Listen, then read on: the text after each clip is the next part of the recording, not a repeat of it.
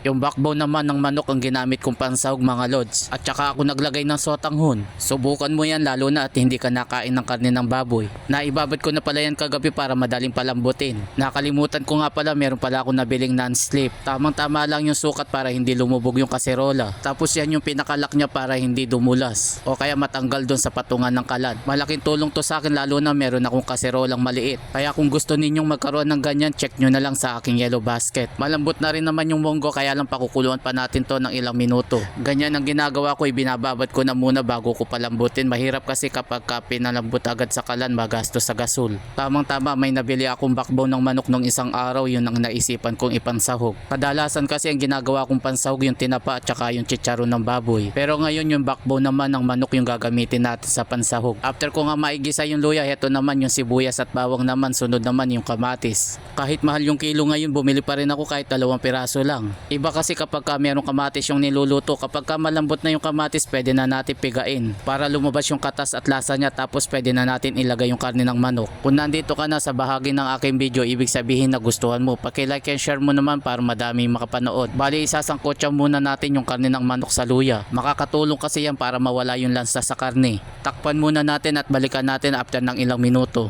Habang pinapanood mo ako, baka pwede mo naman i-comment kung tagasan ka para malaman ko kung saan napapanood yung aking video. Kapag ganyan na yung itsura, pwede na tayong maglagay ng siling panigang at saka ng powder na paminta. Damihan lang natin ng konti para malasa, tapos naglagay na rin ako ng kaunting patis. Para naman magkaroon ng kaunting lasa at pakukuluan pa natin ito ng ilang minuto bago natin ilagay naman yung munggo. Baka hindi ka pa nakapollow sa akin, pakipollow mo na lang ako para updated ka sa mga susunod. Kung bago ka lang sa aking page, welcome nga po pala sa inyo at maraming salamat din po sa mga nakapollow sa akin. At syempre sa mga nag-share sa aking video, maraming salamat din po sa inyo. Lagyan na natin ng tubig, medyo dinamihan ko yung paglagay para hindi malapot kapag naluto. Maalsa kasi yung nabili ko kaya dapat maraming tubig para hindi maging malapot. Pero hindi rin naman sobrang dami, hindi ko rin naman gusto yung malabnaw yung pagkaluto naman sa munggo. Takpan muna natin para maluto ng husto yung karne ng manok. At babalikan na lang natin yan kapag okay na yung karne. Maglalagay nga din pala ako dyan ng sotanghon pero optional nga lang. Nag-request nga lang yung asawa ko na maglagay daw ako ng sotanghon sa munggo. Masarap din kasi kapag meron, pero pwede rin kayong maglagay kung meron kayong miswa. Struggle nga lang yung paghalo, dapat pala ginupit ko para maghiwa-hiwalay. Sa mga hindi pa nakatry, subukan ninyo na ganito yung gawin naman ninyo sa backbone ng manok. Lalo na sa mga hindi nakain ng karne ng baboy. Ilagay na natin tong dahon ng sili, pwede rin kayong maglagay ng dahon ng malunggay. Pero bala ko sana dahon ng ampalaya yung ilalagay ko, kaya lang parang hindi bagay, kaya dahon na lang ng sili ang nilagay ko. After ko mailubog-lubog, tsaka naman ako naglagay ng pampalasa. Kung di nyo naman bet yung patis, pwede rin naman kayong maglagay kahit asin.